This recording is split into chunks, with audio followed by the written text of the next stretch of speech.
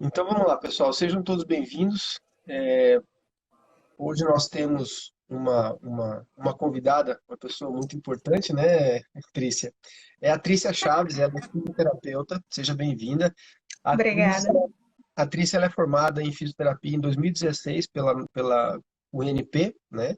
E Isso, tem uma pós-graduação em ortopedia e traumatologia, e fisioterapia desportiva, não é isso? exato. Além disso, eu sei também, porque ela me passou isso, né? Além disso, eu tenho acompanhado também a tua evolução nesses tempos todos. Ela tá com a gente na Ortotrauma desde 2017 e é uma pessoa que está sempre fazendo curso, sempre se atualizando, está sempre trazendo novidade, né, para o trabalho que ela desenvolve junto com a gente na Ortotrauma. Então, Trícia, seja bem-vinda. Vamos lá. Então, o nosso tema hoje vai ser quando a pessoa sofre uma fratura, né? Uhum.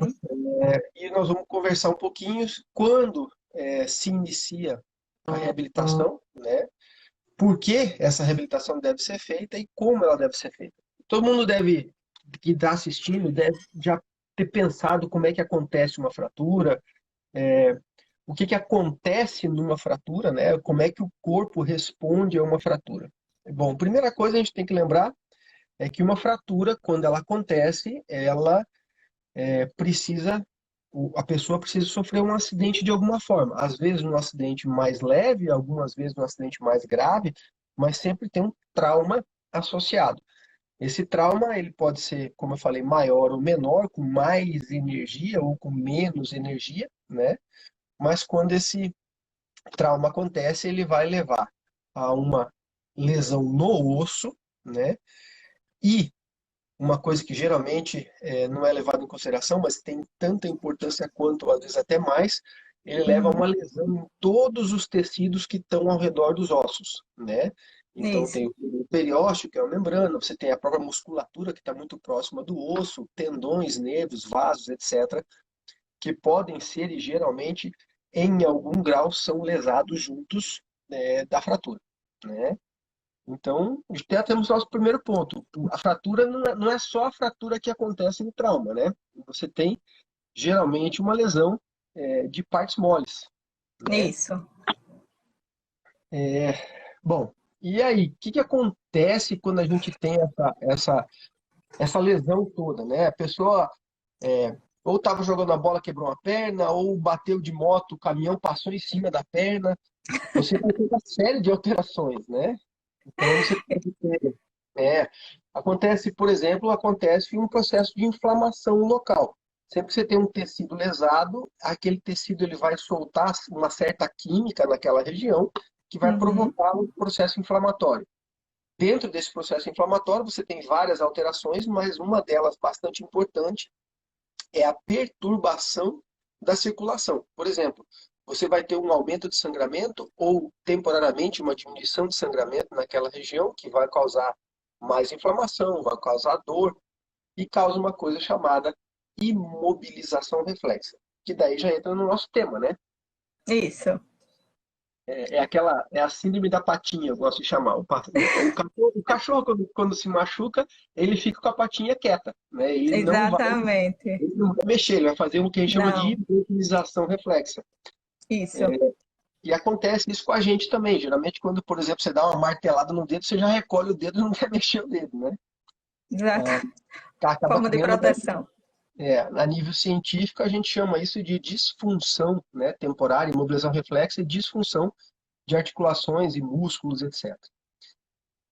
E é esse quadro todo, essa bagunça toda, a gente chama de doença da fratura, né, que vai trazer muita dor, né, essa sensação de imobilização reflexa, e leva a uma ausência ou uma falta do que a gente chama de desafio fisiológico articular, o osso, o músculo. Então você deixa de fazer essa região funcionar. Não é isso, Trícia? No membro Isso, inferior, exatamente. no membro inferior a gente tem que tirar o peso, né? Deixa É, de sustentar peso. No membro superior você deixa de funcionar o músculo.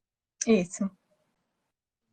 E vai trazer inchaço, vai trazer principalmente muita atrofia, né, dos músculos, osteoporose, etc., né? Como é que você vê os pacientes no consultório quando eles chegam de uma fratura tratada, por exemplo, um gesso? Uma pessoa que quebrou um braço, ficou, vamos botar aí 30 dias com um gesso. Então, doutor Alan, é bem complicado quando chegam esses pacientes por causa com fraturas, porque a fratura é um evento traumático para eles, né? Foi um momento em que eles sentiram dor, sentiram desconforto. Então, apesar de toda a conduta médica, de ficar imobilizado, de tomar medicação, quando eles chegam para a gente na fisioterapia, eles ainda têm muito medo de movimentar o membro, né? Eles ainda estão naquele reflexo de querer proteger, de não querer mexer. E na fisioterapia a gente tem um nome para isso, a gente costuma chamar de cinesiofobia, que é o medo do movimento. Então é muito importante. Cinese de movimento, fobia, medo, né? Tem medo de Exatamente. mexer, é isso? Exatamente. Então, é de suma importância a relação que o fisioterapeuta vai criar com aquele paciente. Eu tenho que transmitir confiança para ele saber que eu estou ali para ajudá-lo, que em nenhum momento eu vou querer machucá-lo, fazer ele sentir mais dor, né? Eu estou ali para fazer o melhor por ele. E aos pouquinhos ir mostrando a ele que a gente pode voltar a mexer aquele membro, que é necessário voltar a mexer aquele membro, porque quanto mais demorar, mais sequelas ele vai ficar. Por mais que Sim. tenha feito um procedimento cirúrgico, por mais que tenha imobilizado direitinho, se ele não se dispor a mexer e a enfrentar isso, ele vai ficar com sequelas. Então, a que a Trícia falou é uma grande verdade, né? Os pacientes, quando eles sofrem fraturas, para quem é da área sabe que nós temos fases de cicatrização, né? Uma das fases de cicatrização, ela evolui com o processo inflamatório inicial, né? Esse processo inflamatório inicial, ele vai levar ao que a gente chama de edema, um inchaço, que ele pode ser temporário, né? E faz parte do processo de cicatrização, mas não deve se estender muito. A gente tem que tentar desfazer esse edema. O edema ele leva a uma situação de fibrose, fibrose intermuscular entre músculos, e vai causar também o que a gente chama de hipotrofia ou atrofia dessa mesma musculatura.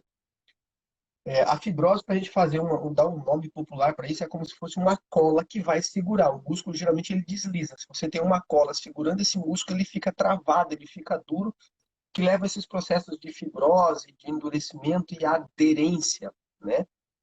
Dos ossos, das musculaturas, das fáscias, que vai levar, no final das contas, a uma rigidez daquele membro. Uhum, exatamente.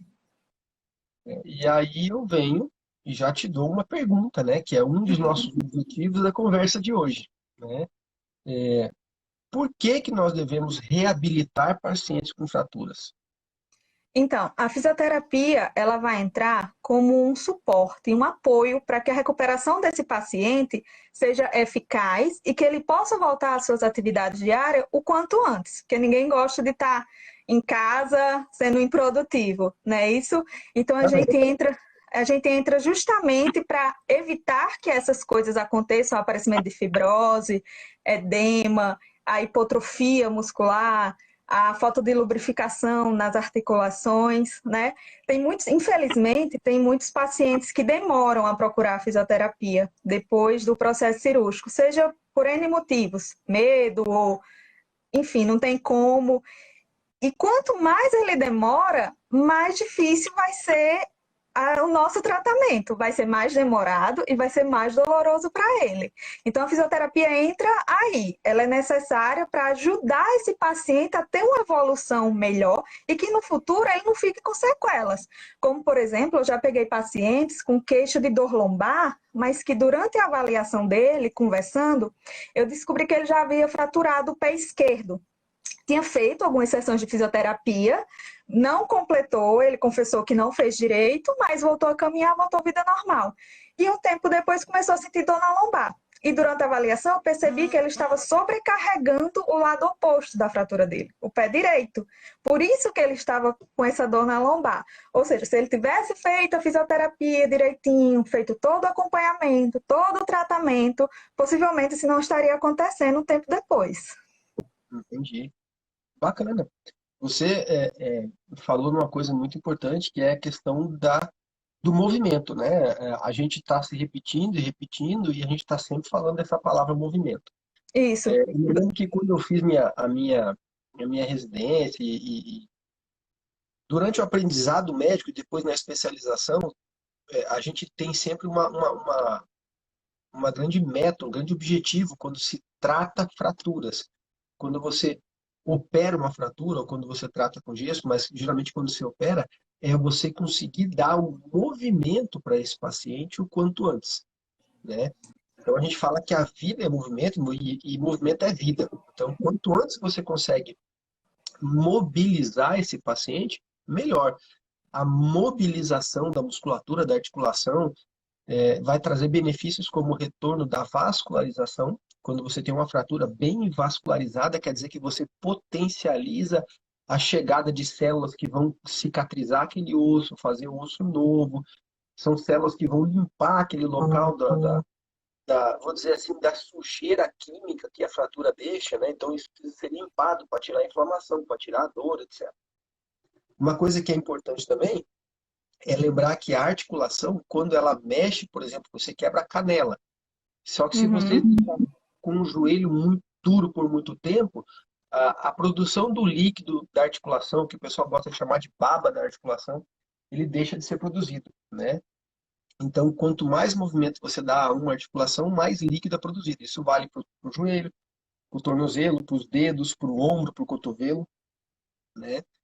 E quando você combina essa possibilidade de fazer o movimento, junto com a sustentação de peso, você também consegue estimular. Existe uma coisa chamada potencial piezoelétrico, que é uma palavra grande, assim, assusta um pouco, mas é uma coisa que estimula a formação de osso novo na fratura. Então, quando você tem uma cirurgia, uma fratura que você operou, aí precisa estimular que essa pessoa forme novo osso, você tem que fazer movimento com essa perna e tem que fazer o estímulo, não é soltar 100% do peso, aí você tem que ir pelo raio-x, mas começar a estimular o toque dessa perna no chão, isso traz ganho para esse paciente. Exatamente. Os pacientes, eles têm muito medo quando eu falo já nessa parte de descarga de peso em cima do membro, até mesmo de mexer, porque eles acham que vai torar, que vai romper,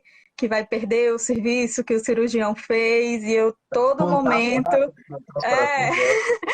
eu a todo momento tenho que estar tentando passar essa confiança para ele, estimulando ele a fazer, que ele é capaz e ele deve fazer. Isso mesmo. Então, o movimento ele é fundamental para que o paciente tenha uma recuperação daquela fratura. A gente pensa só na fratura, naquele pedaço do osso que quebrou, mas a gente tem que pensar, na verdade, como uma perna toda, como um paciente todo. Exatamente. Se você não botar a musculatura dele para funcionar, ela vai atrofiar. Se você não fizer o que ele toque o chão, o osso ao redor da fratura entra num estado de osteoporose, ou seja, ele enfraquece temporariamente, que é por desuso, mas ela enfraquece, a articulação endurece, pode ficar dormente aquela perna, aquele braço. É muito ruim de pisar depois a planta do pé, parece que, entre aspas, se esquece como é que pisa. Isso. Então, altera a marcha. Então, o paciente tem que ser visto como um todo, né? E Exatamente, vocês fazem isso na fisioterapia, né? exatamente. Afeta, como o senhor falou, o membro por inteiro, né? Por isso, a gente entrando agora na parte de quando iniciar a fisioterapia, o quanto antes esse paciente começar. O ideal seria que no hospital ainda ele tivesse esse serviço, né? Para É. estar lá, para estar preservando aquelas estruturas que foram reparadas ou fisiológicas que ele já tem, preservando parte circulatória, articulação. Porque, como o senhor falou de uma fratura de tíbia, o paciente fica muito tempo com o membro inferior imobilizado, joelho esticado, em extensão, como a gente chama, né? Aí demora um mês para ir para começar a fisioterapia. Quando a gente tira aquela tala que vai tentar dobrar o joelho, não vai, né? Tá cheio de fibrose que não deixa o joelho dobrar, a articulação tá sem lubrificação, musculatura enfraquecida, encurtada. Então, assim, quanto antes esse paciente iniciar, por mais que tenha medo, não adianta dizer que fisioterapia não vai doer, porque vai, mas claro que respeitando os limites dele, respeitando cada um, mas ele tem que iniciar o quanto antes, sem dúvida. Doutor Alan, quando é que você indica cirurgia para fratura e quais os princípios que você usa? Olha só, é, a fratura, ela tem que ser avaliada, como eu te falei, como um todo, né? No Uhum, paciente, existem algumas fraturas que você tem que operar de imediato porque podem estar colocando o paciente em risco. Por exemplo, você tem uma fratura de bacia que abre a bacia, então a gente sabe que o sangramento pode levar o paciente a choque, então você tem que ir lá e operar de imediato. Algumas pacientes, algumas indicações são absolutas. Por exemplo, uma fratura exposta, pela chance de infecção, você tem uma indicação de abordar isso em até 6 ou em até 8 horas, dependendo do livro que você lê, mas de qualquer maneira é uma urgência e você tem que operar, né? Você tem que lavar, desbridar, limpar, tirar a infecção e, de preferência, fazer o que a gente chama de fixação, né? Até aqueles fixadores externos são muito usados, muito conhecidos, né? Então, a gente vai sempre tentar é, operar uma fratura quando aquela fratura é instável. Como é que eu vou explicar a instabilidade? É mais ou menos assim. Você tem um osso que quebrou, tá? Ele saiu do lugar. Se você conseguir colocar ele no lugar e ele ficar no lugar sozinho, ele é uma fratura estável. Se você colocar no lugar e ele sair de novo, escapar para um lado, para cima, encurtar, encavalar, é uma fratura instável. As fraturas instáveis levam uma indicação cirúrgica com muito mais frequência, tá? E outros casos que você opera é quando você tem, por exemplo, duas fraturas no mesmo membro. Você quebra, por exemplo, a clavícula e o antebraço, você opera os dois. Ou então o fêmur e a tíbia, a coxa e a canela, você vai operar os dois. Ou então você quebra, por exemplo, o calcanhar que você pisa e quebra a patela lá em cima, você vai operar os dois. Então vai depender muito é muito da prática nossa mesmo, do que o paciente precisa, né? A pacientes atletas, então você tende a operar o atleta, porque esse atleta ele não pode entrar em hipotrofia, ele vai ter que movimentar muito mais rápido, senão ele perde condicionamento. Você pega um atleta, por exemplo, que faz jiu-jitsu, né? A gente está vendo que eu tenho um colega que está assistindo aqui, então você pega um cara que faz jiu-jitsu que quebra, por exemplo, o fêmur, você tem que operar o quanto antes, ou então você quebra o tornozelo, tem que operar o quanto antes para ele voltar o quanto antes num nível de função muito prévio, o mais ideal. Então, você me perguntou também dos princípios, né? Então, quando a gente vai operar, você tem que operar com o princípio, né, de trazer um benefício para esse paciente. Você não pode operar e trazer um malefício. Então, quando você vai fazer a cirurgia, você vai procurar fazer o mais atraumático possível. Não tem como você operar e não fazer um corte para entrar com uma placa ou com parafusos. Tem que fazer. Mas esse corte deve ser o menor possível, né? uhum. Que você consiga realizar a cirurgia o menor possível, ou seja, o mais atraumático possível, que você machuque menos vasos possível, né? Ou seja, que você preserve ao máximo a vascularização desse paciente e que a fixação seja o que a gente chama de estável, né? Ela vai permitir que esse paciente consiga fazer o movimento de maneira precoce, sem dor, sem complicação, com angulação normal, etc. Né? E sempre lembrar que não pode deixar deformidade no paciente. Você não pode deixar a perna torta, ou rodada para fora, ou rodada para dentro. Isso é uma coisa que a gente já escutou muita história por aí, né? Ou Isso. encurtado. Ou encurtado. Antigamente, que eu digo uns 40 anos atrás, o pessoal às vezes não encaixava o osso, ele tirava 2, 3 centímetros, deixava bem retinho e encaixava. Mas a gente sabe que não pode ser feito isso, né? Hoje, na nossa prática, hoje em dia, a gente não faz isso. Isso é uma coisa que tem umas curiosidades que eu acabo notando assim no consultório.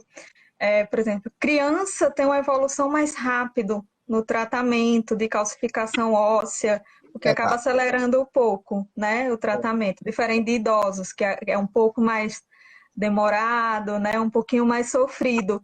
E tem É. gente que, por exemplo, deixa de sentir dor, deixa de sentir tudo, mas continua andando mancando só pelo hábito de estar mancando, de estar mancando ou segurando o braço já não dói, continua segurando o braço.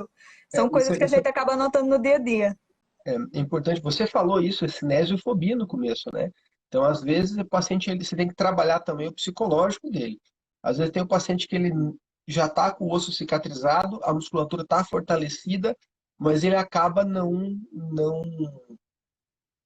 evoluindo mais porque ele tem medo. né? Então, às Uhum. vezes, ele fica com o braço parado mesmo, apesar do braço já estar normal, mas ele acaba ficando com o braço. Exatamente. Faz uso de algum auxílio para caminhar, um andador, uma muleta, sem estar precisando, só pelo simples medo de cair de novo, de se machucar. Nós fisioterapeutas somos um pouco assim, terapeutas, realmente, na palavra, a gente tem que conversar bastante, trabalhar bastante essa parte do psicológico do paciente. É verdade. Outra coisa interessante que você comentou, que eu queria puxar um pouquinho e deixar isso bem claro, é quando começar a fisioterapia, né? Você mesmo falou, acabou de falar, que o ideal é que se comece o quanto antes possível. Isso, Na maioria, dos países, vou dizer assim, não vou falar desenvolvido, porque o Brasil já está desenvolvido, mas eu acho que bons exemplos nós temos que copiar. Eu fiz alguns estágios fora, fiz na Alemanha, fiz na Áustria, e é uma coisa muito normal o paciente, ele está internado porque foi operado, ele fica lá um dia, dois ou três internado, e de lá é dado alta do hospital, mas ele vai para o centro de reabilitação. Ele vai só dormir em casa, mas ele passa o dia fazendo reabilitação. Ele faz 3 ou 4 sessões no dia e depois ele vai descansar. No outro dia de manhã, alguém leva ele para lá e ele passa de novo uma boa parte do dia no centro de reabilitação. Então, a reabilitação é absolutamente necessária, né? Isso é a primeira coisa que é importante. Você tem que ter uma pessoa muito bem orientada e com uma boa formação e a pessoa adequada, né, bem informada, com formação para isso, com estudo para isso, que saiba fazer a coisa da maneira certa para ter resultado. Mas fisioterapia é o quanto antes, né? É o isso. ideal é que você comece no dia seguinte da cirurgia dentro do hospital. Paciente medicado, sem dor. Aí o ideal é que ela seja muito precoce, né? Quanto mais precoce, melhor. É o que os pacientes têm medo, né? Como assim? Eu operei ontem, você já quer mexer, não vai torar, não vai sair o parafuso. Não, tenha medo não, não se preocupe não que vai dar certo, confia em mim. A gente, sempre que eu falei do estável, né? Você bota uma placa com vários parafusos, o pessoal fica com medo que aquele negócio vai desmontar. Não vai, gente. A Isso. gente coloca a coisa para realmente segurar e permitir a fisioterapia. Às vezes aquela montagem com a placa, com os parafusos, não vai suportar você pisar com ela. Ela precisa de outros fatores. Mas o movimento, a fisioterapia, ela segura, não se preocupem. Né? É importante Exatamente. Não vai desmontar nada. não desmonta nada. Outra coisa, já uma outra curiosidade, fugindo um pouquinho do script que nós combinamos, é, quando você opera uma articulação e vai dar os pontos depois, o pessoal também tem medo de arrebentar os pontos, né? A gente faz o ponto com o joelho, por exemplo, dobrado. Aí quando você estica, você relaxa. E quando você dobra, você Uhum. volta para o ponto original. Então não tem como arrebentar os pontos, né? Mas isso é técnica, isso a gente leva em consideração, que o paciente vai precisar mexer depois. Então você já dá o ponto com tensão aqui, né, na hora de Uhum. dobrar, e quando ele estica, ele relaxa, quando ele dobra, ele volta para o normal e não arrebenta. Então não É, precisa ter medo nem de arrebentar o ponto, nem de soltar os parafusos. a fisioterapia é uma profissão relativamente nova, né? Como você falou, antigamente as pessoas costumavam ir para terapeutas ou nem faziam nada, mas graças a Deus a gente segue ganhando nosso espaço no mercado, nosso conhecimento. As pessoas estão vendo a importância da fisioterapia, da reabilitação. Aqui tem uma pergunta interessante do João. Ele pergunta a nossa opinião sobre a competência e importância de um educador físico junto com o ortopedista. Eu acho que é extremamente importante porque ele vai fazer parte também da reabilitação, né? Eu faço, por exemplo, cirurgia de joelho e o joelho você tem que passar por uma fase obrigatória com a fisioterapeuta, né? Que é uma coisa fundamental, não tem como fugir disso. Você só vai ter bons resultados se você conseguir fazer essa fisioterapia. E a partir de um certo ponto, aí você precisa ter um outro tipo de reabilitação mais direcionada, Uhum, por exemplo, para o esporte que ele gosta de fazer. Por exemplo, se ele joga tênis, ele vai ter que ter muito deslocamento lateral. Se ele joga basquete, ele tem que fazer muito basquete ou vôlei, tem que subir muito, pular muito, fazer muito deslocamento vertical, né? E no tênis horizontal, por exemplo. Então, aí o professor de educação física, o profissional de educação física, perdão, ele vai ter uma atuação muito próxima também. E o ideal é que tenha essa parceria, que ele entre em contato comigo, que eu entre em contato com ele, com a fisioterapeuta, passe como foi o tempo que ficou na fisio. É uma coisa que eu acho que é coligado, né? Isso. Todo mundo se ajuda. Final do tratamento da fisioterapia, quando a gente já está na parte de fortalecimento, de ganho de equilíbrio, a gente já começa a fazer alguns movimentos de gestual esportivo, que a gente chama para aquela pessoa que é atleta. A gente começa a fazer uns exercícios de mobilidade, para ele voltar aquela mobilidade, seja de punho, cotovelo, tornozelo. Começa a fazer alguns exercícios mais puxadinhos, como você falou do tênis, mais lateral, para um lado, para o Isso. outro, para que aí quando a gente veja que o paciente está lá bonitinho, reabilitado, a gente caminha ele para o profissional da educação física para que ele termine o trabalho. O paciente tem que entender que são etapas, né? Ele vai passar pela etapa da cirurgia, vai passar pela etapa da reabilitação para poder aí sim finalizar na etapa do educador físico e conseguir sair 100%. Você falou uma coisa fundamental. Esse é o conceito que a gente tenta passar no consultório, né? Para que você saia do momento de lesão e vá chegar no bom resultado lá na frente, você tem que andar em degraus, né? Então, o primeiro passo que você dá é a cirurgia. A cirurgia vai restabelecer a anatomia, vai deixar você com a possibilidade de que, se você fizer o segundo, o terceiro, o quarto e for subindo, você vai chegar e ter o resultado lá na frente. Então, é importante para que você atinja o seu objetivo lá, que você faça todos os passos. Não pode pular etapa. Se pular etapa, Uhum. a chance de ter um bom resultado ela diminui. E a pessoa pode até voltar a ter sua vida normal, dizer que não sente dor, andar normalmente, mas a conta chega no futuro. Vem alguma sequela vai aparecer aí. Isso se torna mais importante quando o teu objetivo ele é mais específico. Por exemplo, se você é um atleta e o teu objetivo é realmente voltar a competir a nível profissional. Então você Uhum. tem que fazer a coisa bem certinha, porque senão você pode até melhorar da tua fratura, melhorar do teu joelho, mas você não vai voltar a competir. Então, se você não fizer toda a evolução e seguir tudo que tem que seguir, você não chega lá, ou então vai chegar só de forma parcial, vai ficar com algum tipo de limitação, ou falência de alguma coisa, né? Deixa de fazer alguma coisa. É, É eu importante. brinco muito com os pacientes, olha, fisioterapia é igual antibiótico. Faça o tratamento direitinho, não é porque no terceiro dia não está sentindo dor, não está sentindo nada, vou jogar, vou correr, não. Vamos seguir direitinho, porque senão não vai dar certo no final. Eu faço minha parte, mas você também tem que fazer a sua. É importante, sim. Deixa eu dar uma olhada naquela pergunta que a moça fez ali para trás, e agora eu quero responder. Fica melhor o movimento com ou sem a placa e os parafusos?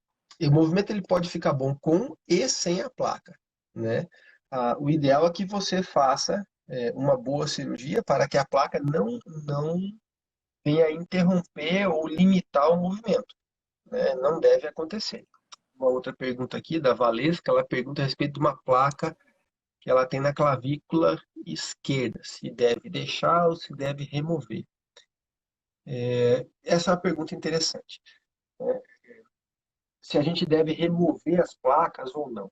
A placa geralmente ela vai ser removida se por algum motivo, por alguma coisa, ela acabar tendo infecção, ou seja, se ela tiver uma infecção que saia pus, etc., você tem que remover essa placa para poder tratar a infecção. Ou você vai remover se ela ficar te trazendo algum incômodo. Por exemplo, no caso da placa na clavícula, se o uso do sutiã te incomodar, ou se alguma roupa te incomodar, ou se você tiver alguma profissão que tem que carregar algum peso no ombro, isso pode machucar. Né? Então, aí teria que tirar. Mas se nada disso acontece, eu não vejo uma necessidade de tirar essa placa, né? A não ser que a paciente queira muito tirar ou alguma coisa assim, mas não há indicação clínica, a não ser se você tiver infecção ou se você tiver um desconforto. Lembrando que a placa ela é inerte, né? Ela não estimula o organismo a trazer nenhuma reação em cima dela. Então, se você tiver algum tipo de infecção ou desconforto, sim, você tira, senão não. Ela É, pergunta, é, o, é o ela caso de pergunta um se tem problema para a carreira policial. Não, não tem problema. É que eu ia falar que é o caso de um paciente que eu tenho, que ele fraturou tíbia e fíbula, fez uma cirurgia, acho que tem uns 10 anos. Colocou placa, pino, e hoje ele reclama um pouco de dor ao caminhar, diz que sente umas fisgadas na perna, às vezes até um choquezinho, uma dormência. Esse seria um caso para se avaliar a retirada da placa? Tem que ver, como eu falei, tem que ver se essa placa, se a causa do desconforto que ele está tendo, da dormência, esse tipo de coisa, ela vem da presença da placa ali. Eventualmente, a placa pode fazer uma coisa chamada ressalto, quando os tendões passam raspando nessa placa, Uhum. e aí ela dá essa sensação, às vezes, de queimação, às vezes de ardência, às vezes de dormência, isso pode trazer, às vezes dá uma sensação de fraqueza, então pode estar relacionada à placa, assim, teria que examinar caso a caso. Uma pergunta para você, doutora Trícia. Hum. Qual a diferença entre compressa gelada e compressa quente na reabilitação pós-operatória? Qual que é a mais indicada? Logo após a cirurgia, quando estamos num quadro agudo de edema, dor, a gente recomenda a compressa gelada, que é para justamente reduzir aquele edema, diminuir aquela dor, fazer uma vasoconstricção, que é reduzir os vasos para poder reduzir aquele edema. Com o passar dos dias, a gente começa a usar a compressa morna. A gente usa muito compressa morna na parte periférica da fratura. A gente usa muito em musculatura para dar uma relaxada nela, musculatura que fica mais enrijecida, mais dura devido à falta de movimento. A gente usa uma compressa morna para dar uma relaxada nela para que a gente tenha mais facilidade em mobilizar aquele membro. A Bia teve uma fratura do joelho direito, uma pequena fratura, né? Tirou um pouquinho do líquido, mas o médico passou fisioterapia durante 3 meses para não ter que operar, né? E daí ela pergunta que está com um pouquinho de dor. Será que é porque começou agora ou que pode ser outra coisa? Quando foi que ela teve a fratura, eu perdi aí. E Ela, começou ela, agora ela não fala o prazo que teve, mas ela teve a fratura, e tirou a começou água agora. e, e começou a fisioterapia por 3 meses para não precisar fazer cirurgia. Mas ela está com um pouquinho de dor porque começou a fisio agora. Certo. Aí é o que a gente chama do tratamento conservador, que é tentar tratar com a fisioterapia para não precisar de um processo cirúrgico, né? Sua dor, Bia, pode ser também pelo fato de estar no início da fisioterapia, como a gente acaba mexendo um pouco mais numa área que estava mais quietinha ali, mais machucada, pode ficar um pouco mais dolorido, como pode ser indício ainda da própria lesão e que com o passar das sessões vai amenizando. Isso. Isso a gente só vai poder dizer bem depois de mais algumas sessões que a gente tiver feito todas as técnicas de analgesia. Se sua dor continuar persistindo, aí a gente investiga melhor. Olha que interessante, Trícia. O caso dela é um caso que a gente comentou no começo, né? Ela falou agora que faz 2 meses que ela se machucou. Então, provavelmente, há 2 meses atrás, quando ela teve machucada, ela teve um pouquinho de inflamação, teve um pouquinho de inchaço, e com esses 2 meses, ela desenvolve o que a gente chama de fibrose, né? Ela deve ter Uhum. tido um pouquinho de rigidez por fibrose, o que deixa difícil um pouquinho de fazer o joelho mexer, difícil de fazer dobrar, diminui o líquido da articulação, entra um pouquinho de atrofia, e daí, quando ela começa a fazer a fisioterapia, é um processo de reversão disso tudo que já aconteceu. Então, sim, é possível que no início faça um pouquinho de dor. Por isso, aí você me corrija se eu estou errado, que vocês geralmente começam fazendo analgesia, fazendo Isso, isso. tem gelo, ultrassom, para depois fazer o tratamento Exatamente. da lesão. Liberação miofascial, técnicas manuais que a gente usa muito também, né? E, Além da eletroterapia, do gelo, alongamentos ajudam muito a aliviar dores também nesses casos.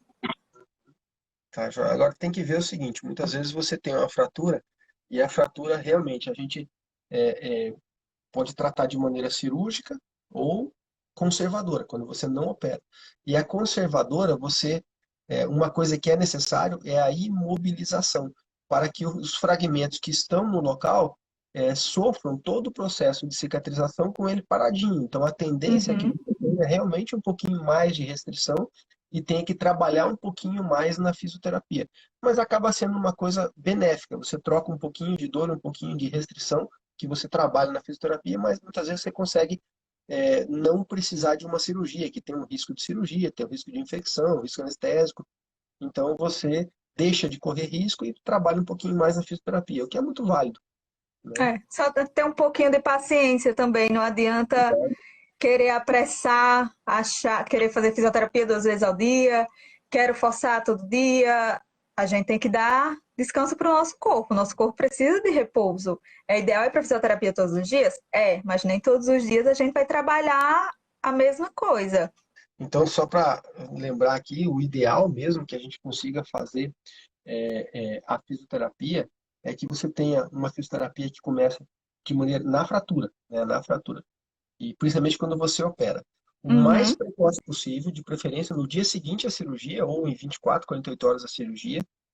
Então, esse é o ideal. Às vezes você consegue fazer em casa, dobra um pouquinho, estica um pouquinho, lembrar de deixar o membro elevado, isso já ajuda porque evita edema.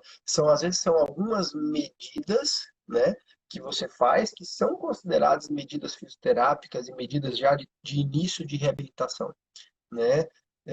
Conseguir dobrar, esticar um pouquinho sozinho ou fazer o que a gente chama de contração muscular sem movimento, isométrica, né, isometria, uhum, só para você isso, conseguir ter a musculatura já mexendo, né? O mais indolor possível. No início, quando você está operado, a gente passa a medicação para ajudar, mas depois de alguns dias você já vai para a fisioterapia, ela já vai entrar nessas medidas que a Trícia falou, de crioterapia, eletroestimulação, etc. E o ideal, o objetivo é que você tenha uma movimentação mais completa e mais próxima do normal possível, que essa mobilização seja ativa, ou seja, você mesmo mexa o seu braço, sua perna, sua mão, seu pé, né? E, e que ela seja completa, ativa, indolor e precoce. A Bia fala também que ela não consegue ficar em pé. Tem que ter um pouquinho de calma, Bia. Isso é uma coisa importante. Às vezes o paciente está um pouquinho ansioso, a gente tem que trabalhar com isso.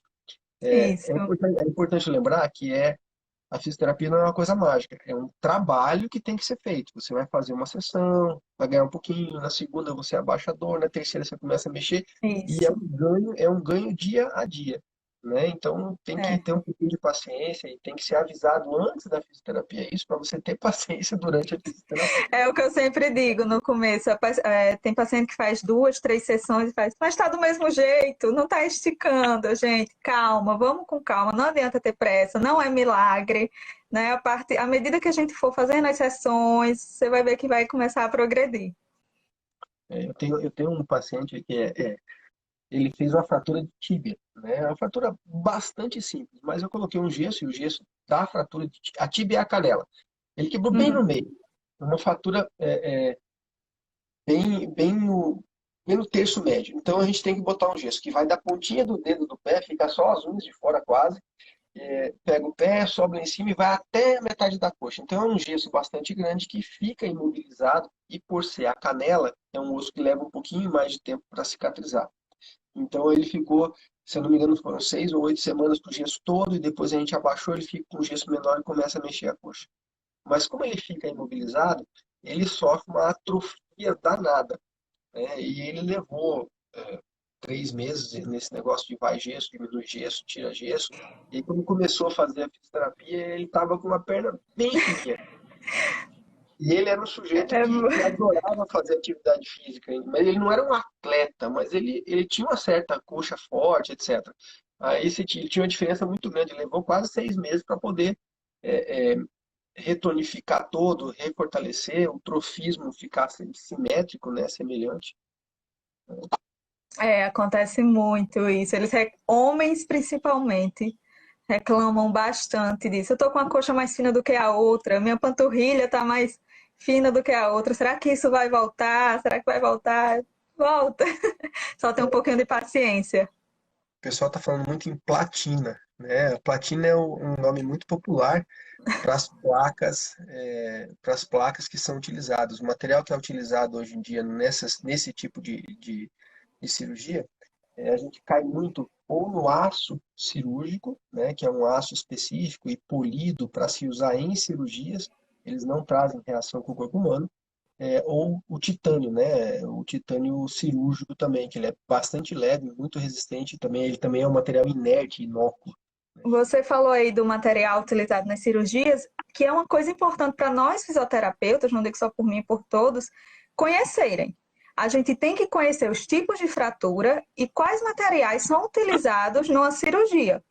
Porque o processo de recuperação, o protocolo de tratamento que eu vou traçar para um paciente que fez uma cirurgia e colocou um pino, é diferente de um que colocou uma platina, 8 pinos, 2 fios. Então, é de extrema importância que a gente conheça os tipos de fratura, os materiais que foram utilizados. E tudo isso a gente consegue na avaliação, onde o paciente traz principalmente exames de imagem para a gente. É de suma importância. Se você está assistindo essa live, vai começar a fisioterapia, leve os exames de imagem que você tiver. Raio-X, ressonância, exames de antes da cirurgia e exames de após a cirurgia, que é para a gente ver realmente o que foi que aconteceu e como ficou, para a gente ter todo o cuidado em tratar você e traçar seu tratamento. Tem muita, tem muitos ortopedistas que têm um certo preconceito com o físio dando uma olhada em exames. Eu acho que faz parte. Como é que você vai saber o que foi tratado, se a pessoa, muitas vezes o paciente que é leigo, ele não sabe dizer, né? Então você tem que pegar o exame e Isso. saber que foi operado, por exemplo, a, o joelho mais a metade da canela e mais o tornozelo. Não adianta você fazer só para o joelho e esquecer do resto. Que muitas vezes o paciente ele não sabe o que foi feito, ele vem cheio de cicatrizes, e cortes e acesso cirúrgico e não sabe muito bem. Então é importante realmente que leve os exames para que vocês tenham noção do que está acontecendo, né? E poder passar o melhor plano terapêutico e de tratamento para o paciente. Isso.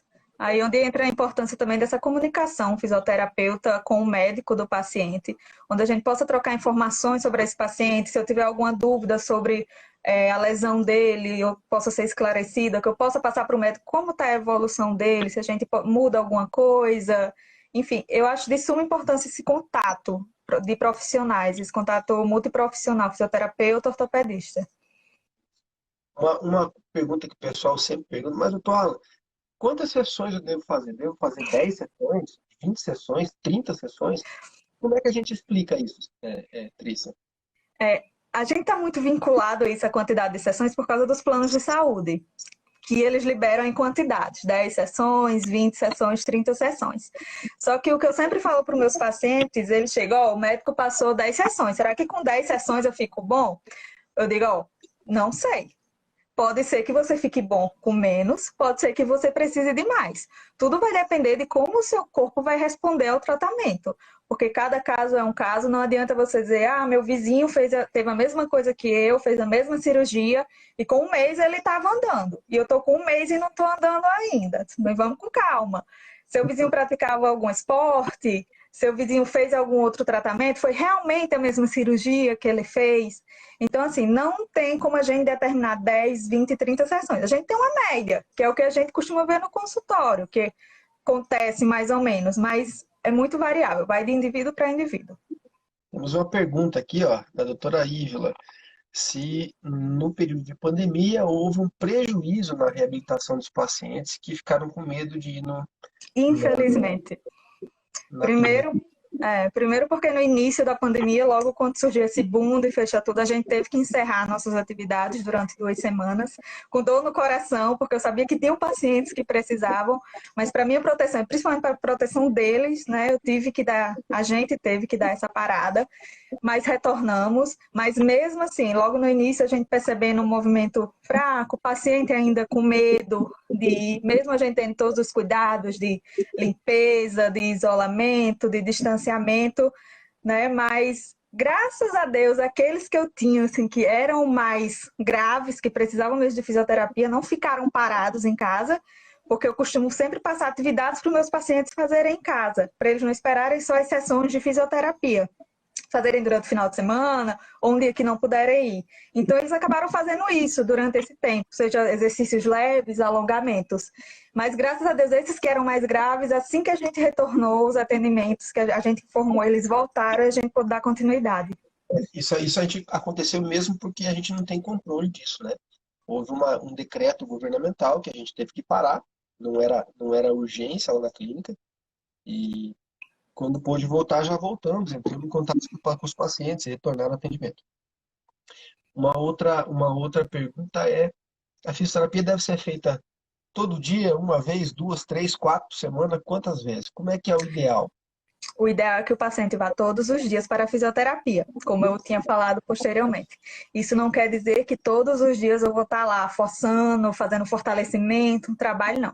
Um dia eu trabalho mobilidade, um dia eu trabalho fortalecimento, um dia só descanso, reparo tecidual, né, para as fibras musculares se regenerarem, circulação, tudo. Mas o ideal é que ele vá todos os dias para que a gente possa fazer o acompanhamento, né, direitinho, para que a gente possa ver a evolução desse paciente. Não adianta o paciente dizer assim, doutora, realmente eu tenho que vir todos os dias? Eu digo, oh, pelo menos, se você não pode vir todo dia, venha pelo menos 3 vezes na semana, para que a gente possa ter um controle melhor. Não deixe passar muito tempo, não, porque sempre tem aqueles que só aparecem quando estão sentindo dor, né, que vão uma vez na semana, fez uma semana, não estou sentindo dor, não vou mais, aí quando é na semana seguinte volta, porque as dores voltaram, mas o ideal é que se faça todos os dias, de segunda a sexta, pelo menos. Entre uma sessão de fisioterapia e outra, precisa de repouso, é importante o repouso. Sim, sim. É importante o repouso, como eu falei, justamente para essas fibras musculares, os tecidos se acomodarem, né? O paciente recuperar aquela energia que perdeu durante a sessão. Muitos, quando saem da sessão, fazem: eu posso fazer esse exercício em casa à noite? Eu faço: não, descanse. Amanhã é outra etapa. Amanhã a gente começa de novo. Entendi. Só faça o que eu mandar você fazer. Onde é que deve ser feita a fisioterapia? Porque os pacientes me perguntam, eles falam assim, doutor, eu fui operado, mas estava na pandemia, eu posso fazer em casa, porque eu estou com medo de ir na clínica. Dá certo fazer em casa? Ou preciso para a clínica? Como é que é? Então, a primeira semana pós-cirúrgica que o paciente está no quadro agudo, é até possível sim ele fazer em casa, né, com acompanhamento do fisioterapeuta, porque aí a gente vai tratar mais da parte de analgesia, de reduzir aquele edema, aquele quadro inflamatório, fazer uns alongamentos. Mas a partir da segunda, terceira semana, é ideal que ele procure uma clínica que tenha o suporte para dar a ele aquele tratamento que ele necessita. Sem dúvida, procurar um profissional capacitado, né? Não adianta pegar o primeiro que achar no Google, pesquisa, ver direitinho, profissional capacitado, e que o ambiente ofereça todos os recursos que ele precisa para o seu tratamento. Porque após essa fase de analgesia, a gente começa o fortalecimento, treino de marcha, onde a gente vai precisar de escada, rampa, bicicleta ergométrica, esteira. Então, tudo isso fica muito mais fácil no ambiente da clínica, onde o fisioterapeuta vai ter muitos mais recursos para poder utilizar com esse paciente. Joia, show de bola. Teve o Imer, que é um paciente meu, ele está perguntando, na verdade ele está afirmando, e eu vou concordar com ele, que o fator psicológico afeta bastante a recuperação do paciente. Afeta sim, né? Muito, muito. Quando a gente avalia o paciente, a gente tem que avaliar o paciente como um todo, né? A parte biológica da lesão mesmo, tem que avaliar a parte psicológica dele, né? Como é que ele tá, como é que a cabeça dele funciona, porque a gente tem que usar disso para fazer ele poder fazer o tratamento que ele precisa, né? A gente tem que saber direcionar nessa parte também. É, e, a, Exatamente. e a parte social, então é um atendimento biopsicossocial, é muito É. importante. Tudo influencia isso. Ele tem o apoio familiar que ele tem, do acompanhante que vai com ele para fisioterapia, de quem cuida dele em casa, que ajuda a fazer as tarefas que ele tem mais dificuldade. Tudo isso acaba influenciando. Show de bola. E a última pergunta aqui, que é uma pergunta que chegou agora há pouco a respeito de treino de marcha. O que que é o treino de marcha e quando que deve ser feito? Estamos Então, chegando no tempo já, viu, Priscila? Só para. o treino de marcha acontece depois que a gente passou da fase de começar a ter a descarga de peso sobre o membro, de começar a colocar ele em pé, dar uns passinhos, a gente começa o treino de marcha. É basicamente o paciente vai reaprender a andar, né? Claro, dentro das limitações dele, pode ser que antes da fratura ele já tenha alguma limitação, que isso a gente vai descobrir na avaliação, que é um dos pontos mais importantes do nosso atendimento. A gente consegue puxar toda a ficha do paciente e ver se ele tem já tinha alguma limitação, se tem alguma doença congênita, algo do tipo. Tudo isso vai ser levado em questão no nosso tratamento. Como eu falei, o treino de marcha é o paciente reaprender a andar, onde a gente vai ensinar ele a dar a pisada correta, como pisar, como dar um passo atrás do outro. A gente começa num plano reto, com apoio, depois só tira o apoio, vamos colocando alguns obstáculos para ele ganhando equilíbrio e ganhando confiança nessa caminhada, porque ninguém vai andar num plano reto o tempo todo. Tem escada, sobe escada, desce escada, batente e tudo. Então, na clínica, a gente já vai colocando esses obstáculos para esse paciente ir perdendo esse medo e ganhando essa confiança, equilíbrio e força. Bota numa rampa, bota numa escada, bota um obstáculo, até que ele esteja completamente apto a andar tranquilo. Fui avisado aqui pelo programa que tem mais 10 segundos. Então, eu queria Eita, agradecer a todo mundo, te agradecer. Foi fantástica essa live, eu acho que foi extremamente esclarecedora. Obrigado, pessoal. Fiquem à obrigada, vontade, gente. tá bom? Até mais, tchau, tchau. Tchau.